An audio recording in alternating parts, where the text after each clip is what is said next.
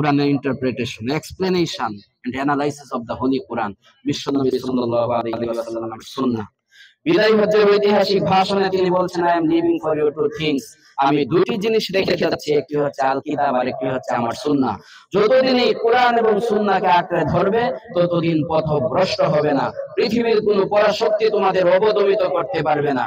বাতিল তাগুতি শক্তি, আল্লাহ দ্রোহী শক্তি তোমাদেরকে পর্যদুস্ত করতে পারবে না। জোরে বলি আল্লাহু আকবার।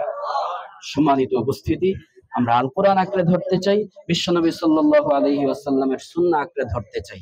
কোরআনে কারীম সূরাতুল হাসর আয়াত নাম্বার 7, আল্লাহ রাব্বুল আলামিন বলছেন, মা আতাকুমুর রাসূলু ফাখুযু ওয়া মা নাহাকুম আনহু ফান্তাহু।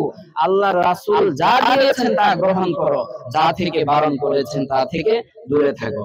আমরা সুন্নাহ অনুযায়ী নিজের জীবন পরিচালনা করতে রাজি আছি না নাই?